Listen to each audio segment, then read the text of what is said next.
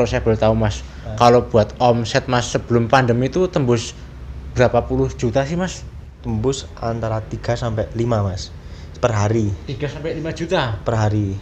Berarti kalau sebulan tembus 90 sampai 150 juta ya? Ya mungkin waktu Sabtu Minggu 5, mungkin 5 juta. Senin sampai Jumat mungkin 3, kadang 3, kadang 5, tapi di antara itu Mas.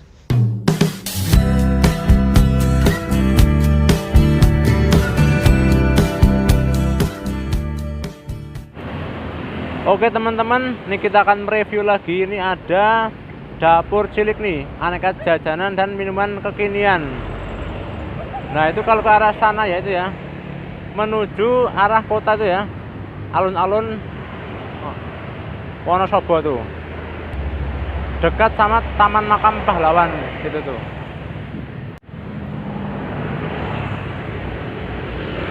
Nah itu kalau ke arah sana tuh ya. Nah ini dekatnya sama Apotik Kusuma Karma ini.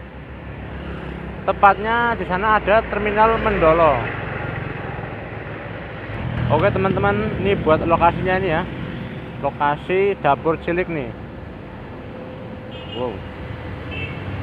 Ya.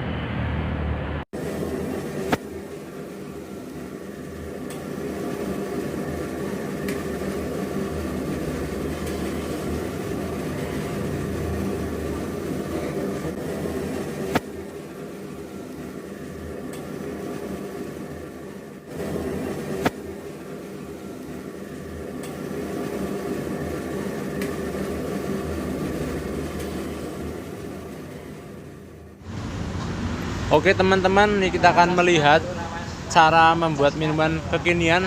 Namanya apa ini Mbak? Squash hazelnut. Squash hazelnut ya? Iya. Oke. Pertama-tama apa itu Mbak? Ini ada es batu. Es batu. Ya. Berapa sendok itu Mbak? Ini 3 sendok. Oh oke. 3 sendok tuh ya. Ya. Ini ada gula cair. Gula cair ya? Ya.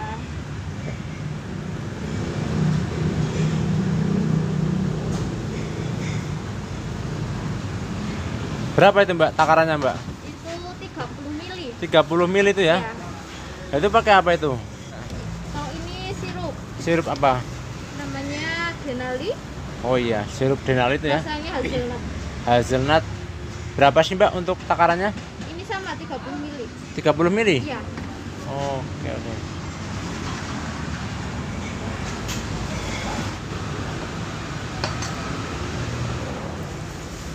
Dikasih apa itu Mbak? Ini ada jeruk nipis. Jeruk nipis tuh ya? Ya.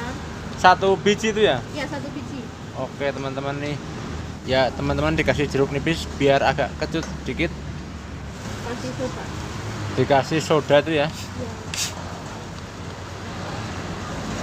Oh pakai yang merek Sprite ya? Ya, strip. Berapa sih Mbak kalau gue tahu Mbak takarannya? Kalau ini dikira-kira aja. Dikira-kira aja ya? Ya. Sampai hampir penuh ya? Sampai leher. Oh iya. Sampai leher garis ini. Oke. Kita kasih potongan jeruk nipisnya. Oh iya, dikasih potongan jeruk nipis ya? Ya. Mantap nih teman-teman. Sudah jadi, tinggal ditutup. Oh udah ini, udah jadi. Sudah jadi. Oh ya, ini teman-teman sangat simpel ya. Cara membuatnya. Namanya apa ini? Squash hazelnut. Squash hazelnut nih teman-teman. Sangat bening ini ya. Dan menarik nih teman-teman. Selamat sore teman-teman. Akan nanya ke owner dapur cilik, kira-kira gimana sih perjuangan dari awal sampai sekarang gitu loh.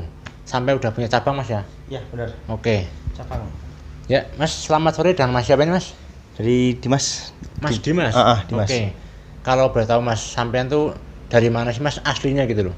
Saya itu aslinya itu dari Jogja, lahir di Jogja, terus tinggal di Wonosobo. Jadi selama kecil sampai sekarang itu saya tinggal di Wonosobo gitu. Oh iya, dari Jogja gitu ya. Lahir di Jogja. Berarti kalau sekarang Mas, umurnya berapa sih Mas? Alhamdulillah baru hari ini 21. Hari ini? Hari Pas hari ini, ini? hari ini. Wah, spesial sekali ya teman-teman. Nah ini Mas, gimana sih Mas perjuangan dari awal ketika merintis usaha ini gitu loh? Perjuangan tuh sebenarnya tuh dulu itu nggak niat jadi pengusaha, tapi niatnya itu jadi polisi. Dulu itu udah badan kurus nggak segembrot ini Mas. Jadi itu dulu badan itu 58 kilo itu loh. Sekarang itu 86.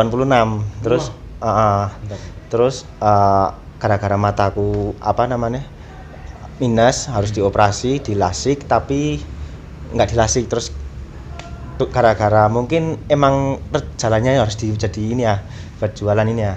Lah lulus SMA udah ada tabungan sekitar 1 semester itu. Terus buka bedah itu, bikin gerobak. Lulus itu bikin gerobak buat usaha ya? Buat usaha bareng sama teman-teman. Jadi teman-teman waktu itu, teman-teman SMA cewek-cewek itu kita bikin di situ. Kita udah mulai pertama itu penjualan emang sepi, cuman 1-2. Waktu itu pernah nggak laku, cuman beberapa minggu kemudian itu baru mulai laku 10, besok 20, besok 30, jadi meningkat terus gitu. Pertama itu gerobakan Mas, jadi gerobakan aku tuh nyurung jalan, dorong waktu itu waktu Ramadan. Di mana Mas? Pujasera Sudagaran itu. Oh, iya. Jadi itu kan kita berangkat jam 3 berangkat nyurung gerobak, udah sampai situ, terus naikin gerobak di depan bergerhut, bener-bener sampai dorong, sampai hujan-hujanan, sampai ya udah mulai dari bawah gitu loh. Dari nol gitu ya? Dari nol. Berapa sih Mas modal awalnya gitu loh, pas pertama usaha gitu loh? Modal awal itu semua sama buat bahan baku buat dijual itu total sekitar 4.500.000. 4 juta udah siap jualan tuh? Udah siap 4,5 juta ya? 4,5 juta. Akhirnya udah Pujasera selesai kan, kita bingung mau cari tempat di mana. Nah di depannya itu ada tempat salon, cuman depannya itu nggak kepake, itu kayak parkiran. Kita kontrak di situ, kena depannya doang. Nah berawal dari situ terus udah mulai rame, kita nambah dagangan. Ke kanan ada jajanan makanan kecil, terus ada hostel waktu itu, terus tendanan. Langsung kita ini udah mulai rame, disuruh ngontrak sama yang punya kios. Jadi waktu itu di depan itu suruh ngontrak, Mas ini udah rame, kenapa nggak sekalian kiosnya aja, kalau nggak boleh jualan gitu loh. Itu pas pertamanya. Terus akhirnya kita kontrak sekalian, cuman waktu itu kita DP 4 juta kan, memang karena anggaran nggak ada kan. Terus itu 4 juta. Nah ini Mas Dimas ya, pas pertama itu apa sih Mas yang dijual pas di Sudagaran itu loh? Yang pertama kali dijual itu es kepal Milo Mas. Jadi itu waktu itu kan lagi booming es kepal Milo. Terus di alun-alun itu kan banyak. Terus waktu itu kan lagi bingung nih, jualan apa nih yang lagi rame. Terus udah jualan es kepal Milo aja. Terus kita iseng-iseng coba eksperimen itu beberapa bulan. Cuman kita mau jual itu beda dari yang lain gitu loh Mas. Jadi yang lain itu mungkin rasanya mungkin kurang kental, mungkin kurang apa lah. Terus kita masuk ke pasar situ, terus mencoba ke produk yang lebih unggul gitu. Kita jual yang lebih unggul dengan harga yang sama, jadi gitu. Pertama awal mula jualan es kepal Milo, terus langsung jualan sostel. Sostel ya? Apa itu? Sosis telur itu loh Mas, yang sosis yang masukin mesin terus nanti keluar. Nah itu terus udah mulai ke tempat, terus kita udah mulai ada jualan salad buah, hotang, puding, terus jajan-jajanan. Terus akhirnya kita jualan dengan fokus yang jajanan kekinian, karena memang kita udah selalu ngikuti tren gitu loh. Ngikuti tren terbaru terbaru itu. Jadi kalau ada yang viral apa gitu, pasti double chili itu ada itu ya. Itu. Nah ini Mas, kalau sebelum usaha itu sampean tuh apa sih Mas kerjaannya gitu loh sebelum usaha ini sekarang itu? Sebelum usaha itu saya itu kan lulus sekolah SMA itu, lulus sekolah SMA terus langsung buka ini. Tapi emang sebelum ini saya itu pertama itu bukan kerja sih, cuman bantu orang tua, cuman digaji gitu. Jadi kalau misal nih orang tua kan ngasih uang saku kan tipis. Orang tua itu bilang kalau kamu mau tambahan, mau pengen ini pengen itu, kamu harus nabung lah. Kan gimana sih biar dapat lebihnya itu loh lah. Lebihnya suruh bantu orang tua, semisal nyuci mobil, nyuci motor. Terus kemarin waktu itu tanteku itu bikin usaha pengen Usaha apa itu, Mas? usaha kafe. Kafe? Ya, gelato itu. Oh, Yang di gelato. Pahlawan itu. Iya. Terus di sana itu pas waktu buka, nah aku kan SMA belum selesai waktu itu. Pulang sekolah jam 4 part time di situ sampai jam 12 malam. Terus jam 12 malam selesai tidur, besoknya sekolah, pulang part time lagi. Jadi itu ada uang lebih kita masukin buat jaga-jaga besok kalau misal lulus sekolah kita mau ngapain gitu. Udah Udah ada ada uang itu, modal, modalnya udah ada ya. modal. Namanya usaha kan emang harus modal, apalagi kan harus cari pengalaman biar besok itu kalau kita buka usaha itu udah ada ilmu, udah ada pengalaman. Kalau misal kita langsung terjun nggak ada yang Iya. nuntun, ya udah paling nanti ujung-ujungnya tutup. Soalnya apa? Gulung tikar. Gulung tikar. Kalau anak muda itu kayak awal-awal semangat. Awal-awal Nanti semangat, kalau ya. misal kalau udah mulai sepi, udah mulai Iya. ada permasalahan, kok omset udah nggak semulus dulu. Ya kadang rame sepi gitu ya. Waktu grand opening, mungkin waktu awal usaha, itu anak-anak muda itu teman-temannya nih yang larisi, teman-temannya yang beli. Cuman nanti kalau pas waktu udah sampai di puncak, udah bener-bener itu udah pada nyoba semua dan mungkin ada fase bosen lah, itu orang-orang itu 1 bulan mungkin rame, 2 bulan nanti mulai standar, nah 3 bulan mungkin menurun, nanti 4 bulan naik lagi. Nah waktu fase ke-3 bulan itu biasanya anak-anak muda itu kalau suruh jualan itu udah males gitu loh. Kalau anak-anak muda nih ya sekarang ini itu mereka itu kalau kayak bikin usaha itu panas ya. jadi yang lain dia buka apa dia ikut, dia lain buka apa dia ikut, jadi pinginnya rame. Nanti kalau pas terjun di realita, kalau pas udah nggak rame dia itu kayak udah putus asa gitu loh. Padahal namanya seorang pengusaha itu kan naik turun, nggak mungkin naik terus, nggak mungkin gitu loh. Jadi ada naik turun, jadi itu bener-bener ujian buat pengusaha biar gimana sih cara konsisten. Apalagi sekarang pandemi corona kayak gini, ini bener-bener ujian buat semua gitu loh. Semua kalangan dari sektor apapun emang kita lagi diuji gitu loh. Kira-kira pernah gagal nggak sih Mas dalam usaha ini gitu loh pas awal-awal gitu? Sebenarnya pernah sih Mas. Waktu itu ini yang paling penting kalau kalian mau buka usaha itu dihitung HPP, harga pokok penjualan. Jangan sampai kalian itu rame cuman kalian nggak ada untungnya gitu. Itu yang paling penting. Jangan terus kalian ada yang jual harga 9.000 padahal HPP kalian 9.500, kalian ikut jual 9.000 nggak dihitung, tiba-tiba rame ternyata rugi. Yang pernah aku alami itu. Nah di situ waktu itu rame cuman nggak ada untungnya nggak ada buat bayar karyawan mah itu. Akhirnya waktu itu ada deadline kontrakan kan, waktu itu kan ada deadline kontrakan 3 bulan harus dibayar full, dan itu baru ku DP, November ku DP, Desember harus bayar full. Nah itu saking bingungnya itu cari duit kemana pas itu lagi ngedon omset. Itu gimana Mas ngatasinya gitu? Ngatasinnya waktu itu ada temen dia nge-grab ojek online, dia ikut ojek online pertama itu di Wonosobo itu emang gajinya emang bagus Mas, karena dia perusahaan nggak mau, bingung cari driver sulit daripada sulit, siapa sih yang mau gitu loh kan. Akhirnya digaji besar biar nanti mereka itu pada minat gitu loh. Nah itu waktu itu langsung ambil motor DP, waktu itu cuma punya uang 600.000 dan itu akhir bulan harus digunakan buat operasional. Nah terus akhirnya buat DP motor ke ACC, aku masuk jadi ojek online. Terus yang di warung udah dihandle karyawan, karena masa mau narik karyawan terus dikeluarin lagi kan. Akhirnya daripada mikir gitu, terus dari jam 5 pagi ojek online Mas, dari jam 5 sampai jam 12 malam itu. Jadi jam 9 pagi itu nganter dagangan, nyiapin sambil ngojek. Nanti kalau udah nanti jam 5 tutupan. Terus waktu itu buka jam 9 sampai jam 5, nggak kayak sekarang. Dulu kan baru 1 karyawan. Terus nanti ambil setoran, terus tetap narik itu ngojek. Itu udah bertahan sampai beberapa bulan itu, waktu lagi bagus-bagusnya itu. Pas awal itu ya, masih rame gitu ya. Awal masih rame. Nah ini Mas, kalau boleh tahu Mas, kira-kira pas hasil usaha pertama tuh Mas, itu buat apa sih Mas? Hasil usaha pertama itu, jadi kita itu fokus ke pengembangan. Jadi misal kita dapat hasil katakanlah 5 juta. Nah 5 juta itu kita full buat pengembangan, buat ekspansi. Jadi yang tadinya mungkin take away, jadi kita mungkin yang tadinya sistem bungkus, pesan bungkus sekarang kita udah bisa buat nongkrong, bisa buat berduaan, pacaran, makan di tempat atau bawa keluarga atau bawa siapa gitu.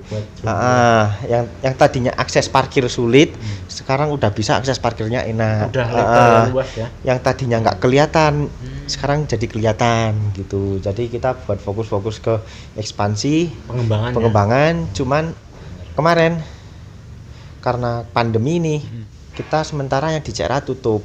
Sekarang sementara ya. Padahal tahun ini itu kita target ada 3 cabang yang mau dibuka. Cuman akhirnya yang cabang kedua yang kebuka, yang cabang ke-1 kita tutup dulu. Biar apa? Karena biar benar-benar mengurangi operasional, terus biar bisa bertahan di pandemi ini. Jadi yang tadi di CRA ditutup. Oke nih Mas, kalau boleh tahu Mas, kira-kira apa Mas kiat-kiatnya dan tipsnya gitu loh buat pemula yang kepengen usaha biar nggak malu, nggak gengsi, nggak ragu gitu loh. Waduh, saya masih pemula ya Mas. Kan udah punya hasil, udah berkembang, punya cabang itu. Gimana Mas kira-kira rahasianya biar semangat lah gitu loh? Yang pertama, kalau kita itu memulai usaha itu diniati itu ibadah. Jangan usaha itu karena panas. Pertama, mungkin panas, dia buka ini, kita ikut buka, atau ini lagi rame ini kita buka tapi asal-asalan. Lagi booming tapi cuma asal-asalan. Diniati kita mau buka usaha buat memperlancar urusan rezeki orang lain, buat biar bisa cari rezeki orang lain. Misal nih kayak bisa mempekerjakan lapangan yang tadinya bantu yang tadinya nggak bisa kerja, nggak dapat kerjaan, sekarang bisa dapat kerjaan. Itu yang kedua, konsisten, mau hujan, mau badai, mau panas, mau apa, mau lagi kondisinya kayak apa, mau sepi, mau rame, tetap dijalani. Yang penting ikhtiar itu, karena nanti kalau semisal kita cuma menjalani setengah-setengah, itu hasilnya juga setengah gitu loh. Setengah-setengah. Lebih baik mempekerjakan satu kerjaan tapi hasil maksimal ketimbang banyak kerjaan hasilnya setengah-setengah. Terus tetap semangat. Nah, mumpung masih muda, mumpung banyakin kayak cari pengalaman, kayak gagal. Karena apa? Karena mumpung masih muda itu umurnya itu masih panjang gitu loh. Kalau misal umur 30 beda power sama umur yang 20 gitu. Mungkin kalau umur 30 mungkin udah ada kebutuhan anak. Jadi kita mau mencoba-coba ini itu udah nggak bisa. Kalau masih muda itu masih bisa. Nah ini Mas, kalau untuk sekarang Mas ya, ada di mana sih Mas untuk alamatnya gitu loh, cabang-cabangnya gitu? Kalau yang masih ada nih masih di Madukoro. Jadi komplek, area komplek Pahlawan Car Wash samping bengkel Setio Motor tadinya. Kalau lebih tepatnya di samping Apotek Kusuma Pharma. Itu sebelum terminal, sesudah Taman Makam Pahlawan, kiri jalan. Jadi yang mau ke arah Kertek itu kiri jalan. Kalau kejauhan, kalau misal enggak bisa pesan lewat via GrabFood. Jadi bisa. Jadi ditulis Dapur Cilik. Terus kalau yang di kota itu di CRA, samping area komplek CRA itu samping Alfa P. Jadi kalau yang pencari promo, mau lihat promo apa atau ada menu apa, bisa follow Instagram Dapur Cuwilik. Nah, di situ biasanya banyak promo. Itu beli 1 gratis 1, beli 2 gratis 1, terus kadang giveaway, kadang gratisan. Nah, itu sering ada promo itu ya, entah promo yang gratisan, entah ada yang bonusan gitu ya. Sering banget kalau itu Dapur Cilik. Nah, ini buat teman-teman yang pengen follow Instagramnya tuh bisa juga di follow di Dapur Cuwilik ya Mas ya. Ya, benar, Dapur Cuwilik. D spasi A spasi P spasi U spasi R, terus spasi C spasi U spasi I spasi L spasi I spasi K, Dapur Cuwilik. Nah, Dapur Cuwilik ya. Kalau saya boleh tahu Mas, kalau buat omset Mas sebelum pandemi itu tembus berapa puluh juta sih Mas? Berapa ya Mas? Mahal kecil. Per hari itu waktu sebelum pandemi itu masih anak-anak sekolah itu tembus antara 3 sampai 5 Mas. per hari. 3 sampai 5 juta. Per hari. Berarti kalau sebulan tembus 90 sampai 150 juta ya. Ya mungkin waktu Sabtu Minggu 5, mungkin 5 juta. Senin sampai Jumat mungkin 3, kadang 5, tapi di antara itu Mas. Dulu sebelum pandemi loh, tapi kalau sekarang pandemi jangan tanya. Agak ini ya. Ya itu pasti semua mengalami ini ya. Benar. Turun omset ya. Ya. Kalau pandemi ini emang terjun payung Mas. Soalnya kan apa, karena kita itu berjualan pasarnya itu anak-anak sekolah. Jadi anak sekolah udah libur, wah pengaruhnya besar Mas. Iya. Itu Besar juga ya. Besar itu. Siapa sih sekarang yang mau lagi cari duit susah kayak gini, siapa sih yang mau jajan gitu loh. Kalau makan kan udah pasti karena kebutuhan. Kalau kira-kira Mas untuk kedepannya dapur cilik ini Mas ya, kira-kira mau gimana sih Mas untuk usahanya? Apakah bisa di franchise kan atau gimana gitu? Kedepannya itu kita sih pengen franchise, cuman itu di sisi lain kalau pondasi kita belum siap, manajemen kita belum siap, terus apapun itu belum siap buat pengembangan bisnis jadi cabang banyak. Mungkin kita sekarang handle 1 mungkin masih bisa, tapi kan kita belum tahu cara gimana nge-handle 2, 3, 4 mungkin sampai 10, mungkin sampai ratusan kan gitu. Nah, pinginnya itu kita kuatkan pondasi, jangan sampai orang yang udah mempercayai dana ke kita, investor. Nah, investor itu kecewa. Jadi pertama itu rame tapi akhirnya itu nggak stabil, buka di awal akhirnya gulung tikar itu loh. Jadi kita itu nggak mau terus kita buka franchise yang awalnya langsung banyak cabang tapi habis itu gulung tikar semua. Kita benar-benar lagi memikirkan gimana sih cara investor itu naruh dana tapi dia itu juga bisa bertahan gitu loh usahanya gitu loh. Jadi kita misal nih kita buka di Banjar, ya udah di Banjar itu bisa benar-benar bertahan, nggak cuman 1 bulan 2 bulan, cuman 1 tahun akhirnya yang punya kecewa, nggak balik modal, tutup. Nah itu jadi harus buat jangka bener, panjang bener gitu ya? Buat jangka panjang bener. Jadi benar-benar buat jangka panjang investasi. Gimana caranya biar investor itu nggak kecewa, yang pertama itu karena kan prinsipnya kalau kita ngebantu orang lain, orang itu sukses, kita pasti sukses gitu loh. Gimana Mas kalau mau franchise tuh gimana cara-caranya gitu loh? Cara-cara. Kalau ini yang masih di planning itu, yang penting itu kalian punya tempat, jangan ngontrak. Karena apa? Karena kalau yang udah kita pelajari, kalau kalian ngontrak di situ, kalian belum punya tempat, tapi kalian ngontrak, terus franchise dapur cilik, nanti bisa-bisa yang punya kontrakan itu naikkan harga markup itu loh. Jadi yang tadinya harganya 5 juta setahun, wah rame tinggiin jadi 20 juta per tahun, tinggiin jadi 30 juta per tahun. Nanti kalau orangnya itu udah lepas, nanti dia malah franchise sendiri. Kalau enggak dia markupin harga. Kecuali kalau kalian udah punya tempat, udah jelas fix itu tempat kalian, terus kalian mau franchise dapur cilik buat jangka panjang kan juga kalian udah nggak ada ikatan sama orang lain gitu loh. Cuma nggak pusing lokasi kontrakan. Paling utama itu tempat lahan. Lahan. Jadi kalau kalian masih sewa itu mungkin belum bisa itu. Belum bisa ya? Belum bisa. Itu buat teman-teman yang pengen ikut franchise minimal tuh harus punya lahan sendiri. Ya mungkin ya nggak perlu luas-luas dulu, yang penting udah ada bisa buat usaha, bisa ya untuk parkir agak cocok lah ya, luas lah ya, agak sedikit lumayan bisa kelihatan. Yang penting kuncinya pertama punya lahan sendiri atau lokasi buat usaha sendiri gitu. Kak, ya nanti ini nunggu kabar besok tahun depan setelah pandemi ini moga-moga dapur cilik udah bisa di franchise gitu.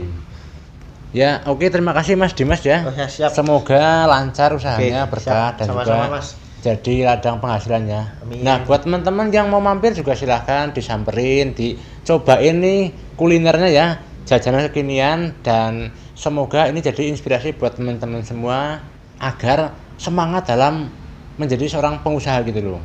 Yang muda jangan sampai nganggur, yang tua juga tetap semangat, yang muda tetap semangat.